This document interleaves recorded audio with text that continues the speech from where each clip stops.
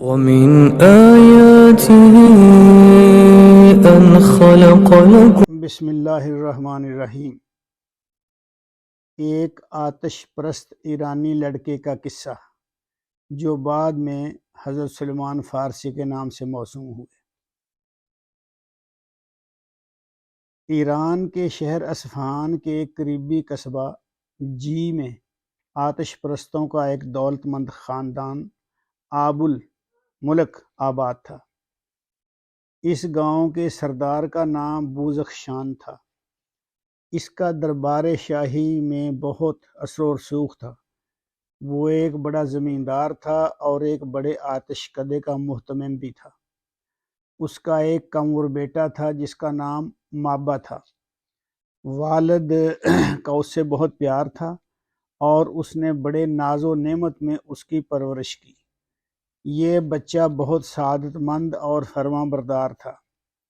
اس کی طبیعت میں شوخی و شرارت بالکل نہیں تھی۔ وہ ایک سادہ اور خاموش طبع لڑکا تھا۔ دوستوں کے ساتھ کھیلنے کی بجائے وہ ہر وقت آتش کدے کی آگ جلانے میں مصروف رہتا تھا اور آتش کدے کو ہر وقت روشن رکھتا، کیونکہ آتش پرستوں کی یہی عبادت تھی۔ ایک دن باپ نے بیٹے سے کہا، بیٹے، آج ایک ضروری کام کی وجہ سے میں کھیتوں میں نہیں جا سکوں گا، اس لیے آج کھیتوں کی دیکھ بھال تمہارے سپرد ہے۔ مابا فوراً کھیتوں کی طرف چل پڑا۔ راستے میں عیسائیوں کا ایک گرجا تھا۔ اس وقت وہ عبادت میں مصروف تھے اور بآواز بلند مناجات پڑھ رہے تھے۔ مابا ان کی آواز سن کر گرجے میں چلا گیا۔ عیسائیوں کی عبادت کا طریقہ دیکھ کر وہ بہت متاثر ہوا اور اپنے مذہب آتش پرستی سے بیزار ہو گیا۔ جب عیسائی عبادت سے فارغ ہوئے تو مابا نے ان کے سردار سے کہا، مجھے تمہارا دین بہت پسند آیا ہے۔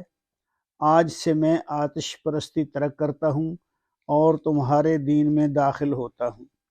عیسائی بہت خوش ہوئے اور انہوں نے اسی وقت اس لڑکے کو بپتسمہ دے کر دین مسیح میں داخل کر لیا۔ بپتسمہ یہ ہے کہ عیسائی بننے والے کو یا جو عیسائی لڑکا پیدا ہوتا تھا پہلے اس کو ایک غسل دیتے تھے پانی سے، اس کو بپتسمہ کہتے ہیں۔ تو مابا بپتسمہ لے کر دین مسیح میں داخل ہو گیا۔ مابا نے عیسائیوں سے پوچھا کہ دین عیسوی کا مرکز کہاں ہے؟ انہوں نے کہا، ملک شام میں۔ مابا شام تک گرجے میں رہا۔ غروب آفتاب کے بعد واپس گھر لوٹا۔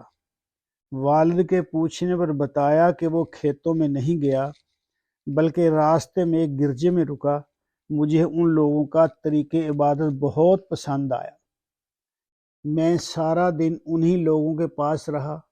باپ نہایت غضبناک ہوا اور مابا کے گھر سے باہر نکلنے پر پابندی لگا دی اور اس کے پاؤں میں بیڑیاں ڈال دی۔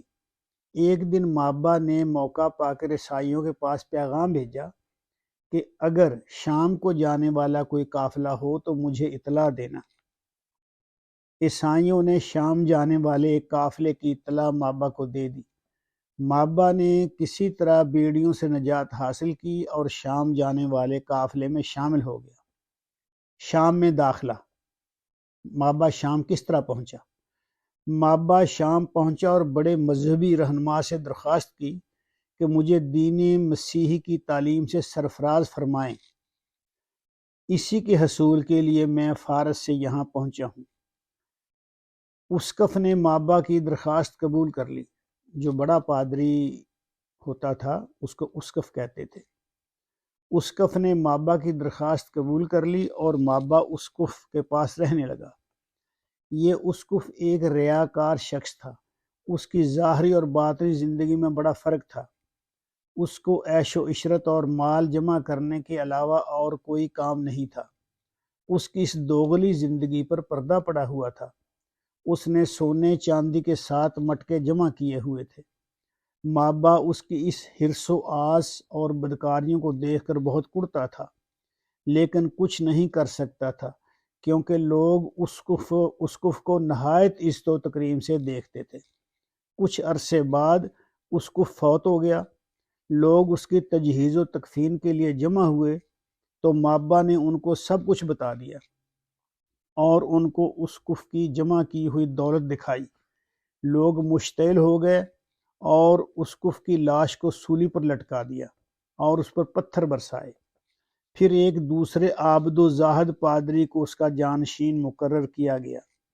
یہ شخص نہایت نیک فطرت تھا اور دنیا کی لذتوں سے نفرت کرتا تھا۔ مابا کو اس سے بے حد عقیدت پیدا ہو گئی اور مابا دل و جان سے اس کی خدمت میں مصروف رہتا۔ آخر اس کا وقت اجل بھی قریب آ گیا۔ مرتے وقت اس نے مابا سے کہا کہ میرے مرنے کے بعد تم موصل میں، یہ موصل شہر ہے، موصل میں فلاں شخص کے پاس چلے جانا جو دین مسیحی کا سچا عاشق ہے۔ اس کے سوا تمہیں مشکل سے ہی کوئی حق پرست ملے گا۔ مابا موصل شہر میں متذکرہ شخص کے پاس پہنچا اور حصول علم میں مصروف ہو گیا۔ خدا کی قدرت کے تھوڑے دنوں کے بعد اس نے بھی سفر آخرت کی تیاری کر لی اور مرتے وقت اس نے مابا کو وصیت کی، اے بیٹے، مجھے دفن کرنے کے بعد فلاں شخص کے پاس نصیبین چلے جانا۔ میرے علم میں وہی شخص ہے جو تمہیں حق پر چلائے گا۔ دوسرے لوگوں نے دین کو بدل ڈالا ہے اور گمراہ ہو گئے ہیں۔ مابا جستجوئے حق میں نصیبین پہنچا۔ وہاں کے پادری نے اسے اپنی سرپرستی میں لے لیا۔ ابھی تھوڑے دن ہی گزرے تھے کہ موت نے اس کا دروازہ بھی آ کھٹکھٹایا۔ جب وہ مر رہا تھا تو مابا نے پوچھا، میرے مقدس سرپرست، میرے لیے کیا حکم ہے؟ پادری نے کہا، بیٹے، جس نور حق کو تم تلاش کر رہے ہو وہ تمہیں اموریا میں فلاں شخص کے پاس ملے گا۔ میرے مرنے کے بعد اس کے پاس چلے جانا۔ مابا نصیبین کے مرحوم پادری کے کفن دفن سے فارغ ہو کر سیدھا اموریا پہنچا اور وہاں کے اسقف کی خدمت کے لیے اپنے آپ کو وقف کر دیا۔ یہ ایک نہایت پرہیزگار اور پاک باز شخص تھا۔ اللہ نے اسے علم کے ساتھ عمل بھی عطا فرمایا تھا۔ مابا نے اس کی صحبت سے خوب فیض اٹھایا اور دین مسیح کا سچا پیروکار بن گیا۔ اپنے استاد کی طرح وہ بھی دن رات عبادت میں مصروف رہتا۔ کچھ بکریاں خرید لی، ان کے دودھ سے جسمانی غذا حاصل کرتا۔ کچھ عرصہ کے بعد اموریا کے اسقف کو بھی پیغام اجل آ گیا۔ اس کی موت کا وقت بھی قریب آ گیا۔ جب وہ دم توڑ رہا تھا تو مابا نے عرض کی، میں نے سینکڑوں میل کا سفر طے کیا اور کئی دروازوں کی خاک چھاننے کے بعد آپ کے پاس پہنچا تھا، لیکن اب آپ بھی میرا ساتھ چھوڑے جا رہے ہیں۔ آپ کے بعد میں کہاں جاؤں گا؟ اموریا کے درویش نے اکھڑی ہوئی سانسوں کے ساتھ کہا، اے حق کی تلاش میں سرگردان بیٹے، اس وقت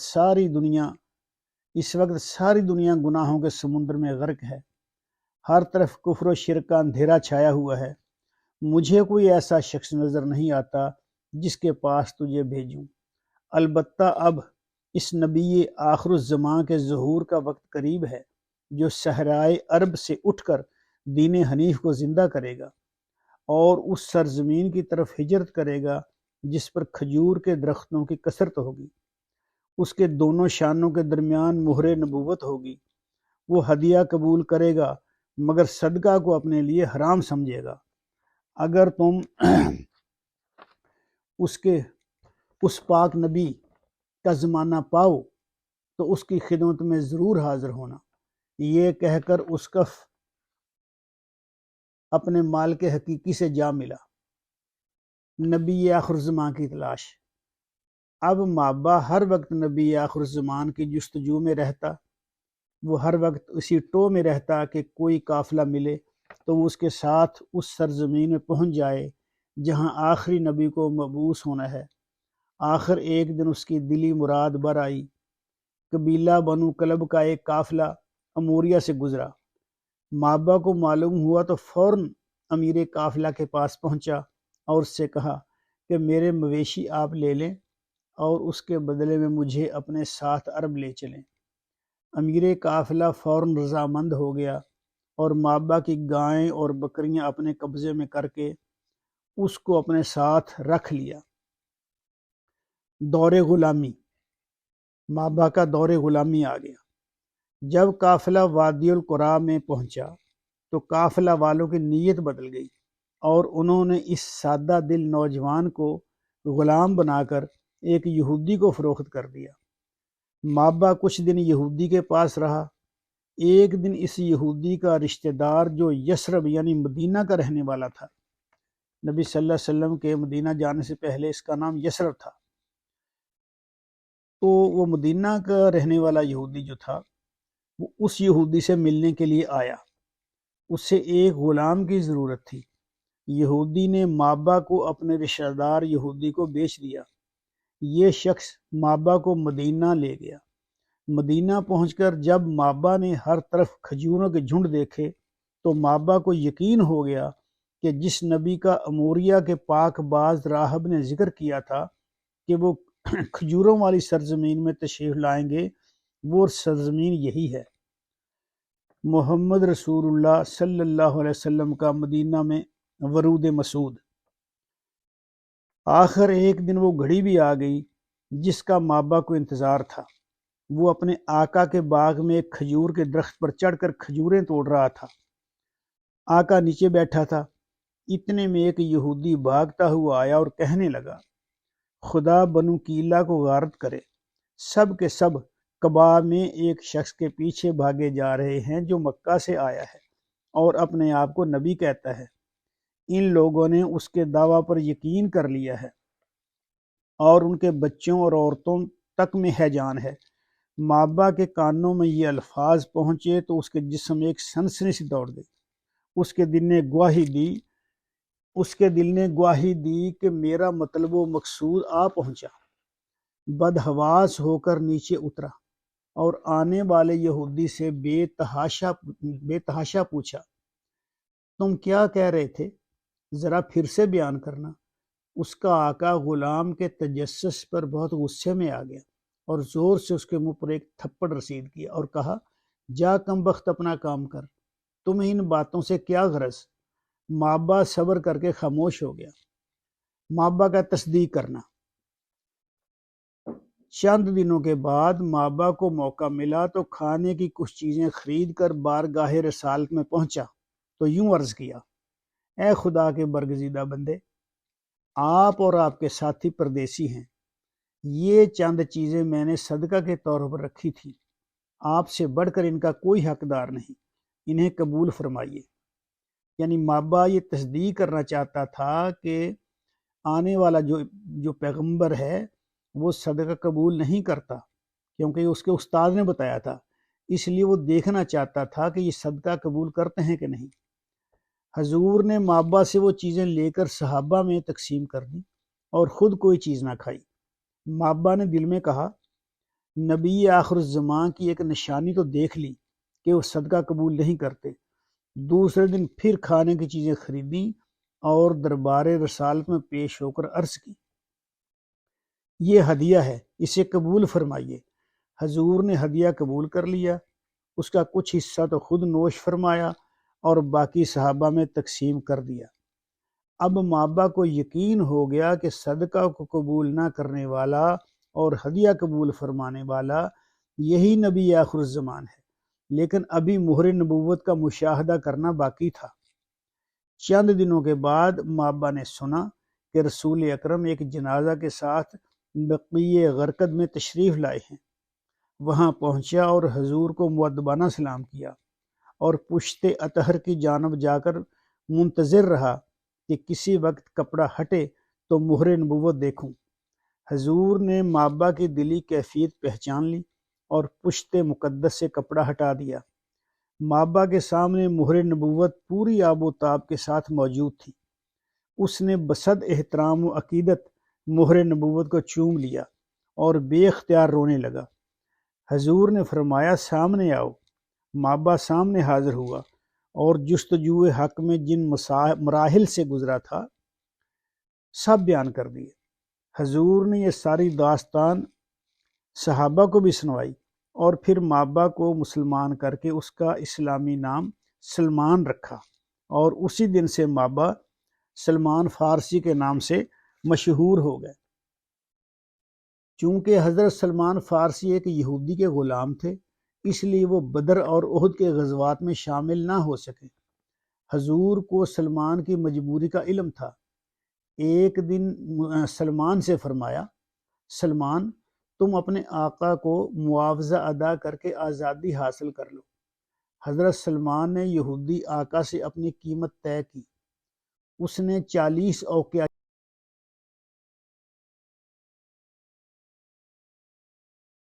اور 300 پودے لگانے کا مطالبہ کیا۔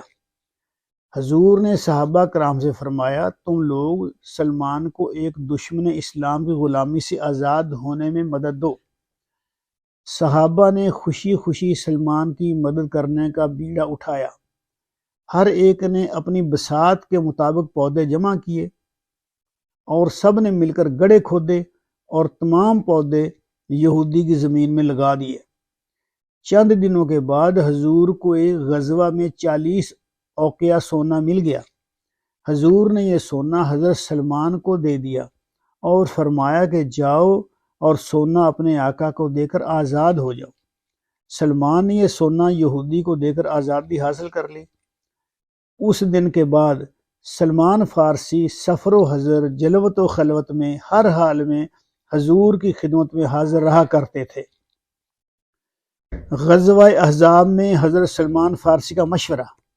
غزوہ احزاب میں حضرت سلمان فارسی کا مشورہ۔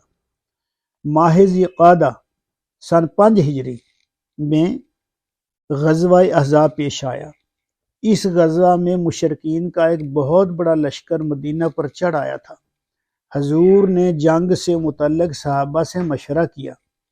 حضرت سلمان فارسی ایران کے جنگی طریقوں سے خوب واقف تھے۔ انہوں نے عرض کی، یا رسول اللہ، دشمنوں کے لشکر جرار کے مقابلے میں ہماری طاقت بہت تھوڑی ہے، اس لیے کھلے میدان میں لڑنا مناسب نہ ہوگا۔ بہتر یہ ہے کہ مدینہ کے چاروں طرف خندق کھود کر شہر کو محفوظ کر دیا جائے۔ حضور نے ان کی تجویز کو بہت پسند کیا اور خندق کھودنے کا کام جاری کر دیا۔ رسول کریم کے ہمراہ 3000 صحابہ اس کام میں شریک ہوئے۔ کام کی تقسیم کے سلسلے میں مہاجرین اور انصار میں بحث چھڑ گئی۔ انصار کہتے تھے کہ سلمان ہمارے ساتھ ہیں، اور مہاجرین کہتے تھے کہ سلمان ہمارے ساتھ ہیں۔ حضور نے اس بحث کا حال سنا تو فرمایا، سلمان من اہل البیت، سلمان من اہل البیت، سلمان میرے اہل بیت سے ہیں۔ کس قدر شان ہے حضرت سلمان کی کہ رسالت مآب نے ان کو اپنے اہل و عیال میں شامل فرمایا۔ مشرکین مدینہ کو صفحہ ہستی سے مٹانے کے لیے مشرکین مدینہ یعنی اسلام کو صفحہ ہستی سے مٹانے کے لیے آئے تھے، مگر اس خندق نے ان کو مدینہ تک پہنچنے ہی نہ دیا، اور مشرکین 27 دن کے محاصرے کے بعد ناکام و نامراد ہو کر واپس لوٹ گئے۔ غزوہ احزاب کے بعد حضرت سلمان ہر غزوہ میں شریک رہے۔ ان کا عشق رسول اور شوق جہاد دیکھ کر ایک دفعہ حضور نے فرمایا، جنت 3 آدمیوں کا اشتیاق رکھتی ہے، علی، عمار اور سلمان کا۔ ایک موقع پر حضور نے انہیں سلمان الخیر کا لقب عطا فرمایا۔ وفات رسول کے بعد، رسول اللہ کی وفات کے بعد حضرت سلمان نے عرصہ تک مدینہ میں قیام کیا۔ حضرت عمر فاروق کے عہد خلافت میں انہوں نے عراق کی سکونت اختیار کر لی۔ ایران پر لشکر کشی کے موقع پر وہ مجاہدین اسلام کے ساتھ شامل ہو گئے۔ حضرت عمر نے حضرت سلمان کو مدائن کا گورنر مقرر فرما دیا اور 4-5 ہزار درہم تنخواہ مقرر کی، یعنی 4000 یا 5000 تنخواہ تھی۔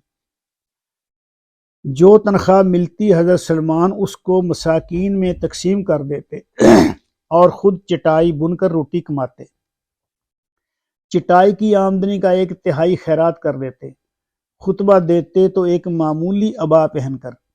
اگر کہیں جاتے تو بغیر زین کے ایک معمولی گدھے پر سوار ہوتے اور ایک تنگ سی چھوٹی سی قمیص میں ملبوس ہوتے۔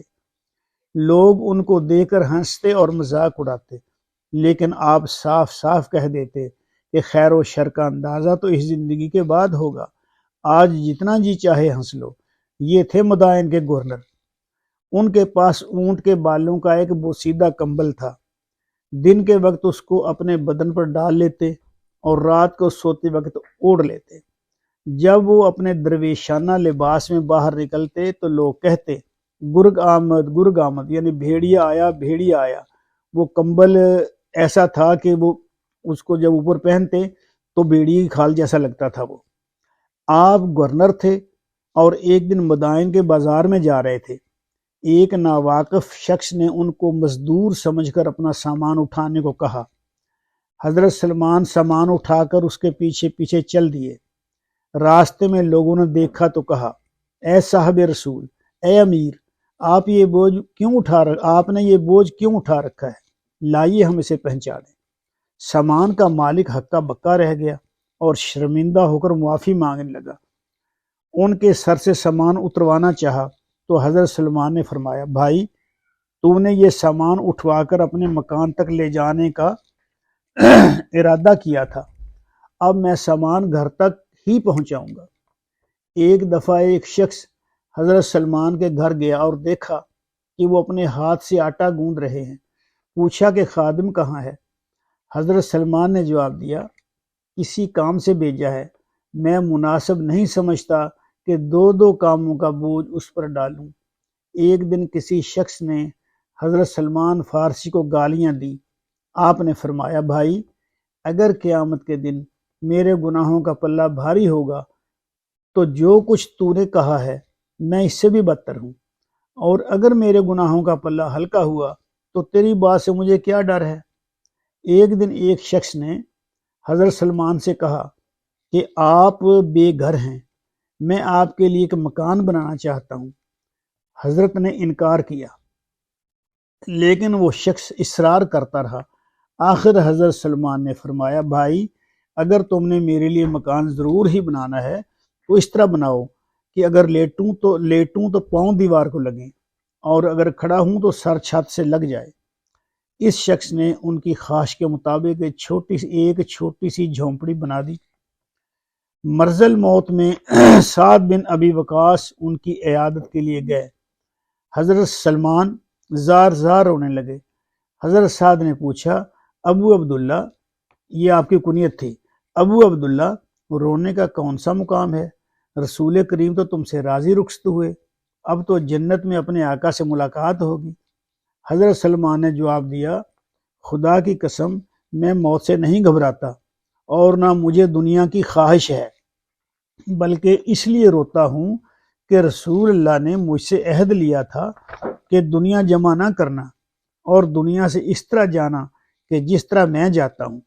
اب میرے پاس اسباب جمع ہو گیا ہے اور مجھے ڈر ہے کہ کہیں اپنے آقا کے دیدار سے محروم نہ ہو جاؤں۔ یہ اسباب کیا تھا جس کی وجہ سے حضرت سلمان گریہ وزاری کر رہے تھے؟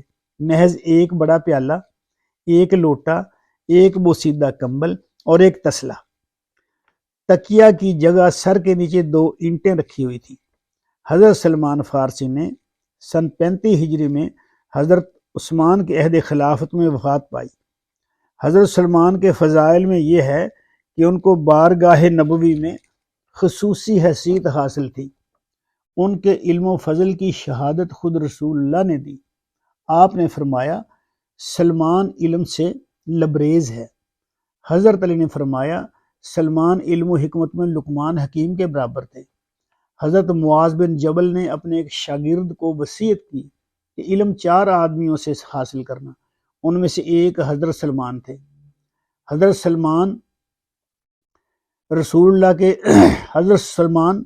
رسول اللہ کے ساتھ اتنی دیر تک رہتے تھے، یعنی رات کے وقت بھی حضرت سلمان رسول اللہ کے ساتھ اتنی دیر تک رہتے تھے کہ حضرت عائشہ صدیقہ فرماتی ہیں کہ ہمیں یعنی ازواج نبی کو اندیشہ ہوا کہ ہمارے حصوں کا وقت بھی حضور سلمان کی معیت میں نہ گزاریں، یعنی رات دن آپ حضرت سلمان کے ساتھ رہتے تھے اور حضرت سلمان آپ کے ساتھ رہتے تھے۔ صحیح مسلم میں ہے کہ ایک مرتبہ حضرت سلمان، حضرت بلال، حضرت صہیب ایک جگہ اکٹھے بیٹھے تھے۔ اتفاق سے ابو سفیان ان کے پاس سے گزرے۔ ان تینوں بزرگوں نے کہا، خدا کی کوئی تلوار اس دشمن خدا کی گردن پر نہیں پڑی۔ حضرت ابوبکر صدیق بھی قریب تھے۔ انہوں نے فرمایا، یہ شخص قریش کا سردار ہے، تمہیں ایسی سخت بات اس کے بارے میں نہیں کہنی چاہیے تھی۔ تینوں بزرگوں نے اس بات کو پسند نہ کیا۔ حضرت ابوبکر صدیق نے یہ واقعہ حضور سے بیان کیا تو آپ نے فرمایا، شاید تم نے ان تینوں لوگوں کو ناراض کر دیا۔ انہیں ناراض کرنا گویا خدا کو ناراض کرنا ہے۔ انہیں ناراض کرنا خدا کو ناراض کرنا ہے۔ یہ سن کر حضرت ابوبکر صدیق بہت پشیمان ہوئے اور فوراً ان تینوں بزرگوں کے پاس جا کر معذرت کی۔ حضرت سلمان کی شادی قبیلہ کندہ میں ہوئی۔ نکاح کے بعد بیوی کے ہاں گئے تو دیکھا کہ دیواروں پر جگہ جگہ پردے آویزیں ہیں۔ آپ نے تمام پردے دیوار سے الگ کروا دیے، صرف دروازے کا ایک پردہ باقی رکھا۔ گھر کے اندر داخل ہوئے تو دیکھا کہ گھر قیمتی سامان سے بھرا پڑا ہے۔ پوچھا کہ یہ سامان کیسا ہے؟ بتایا گیا کہ یہ سامان آپ کا اور آپ کی بیوی کا ہے۔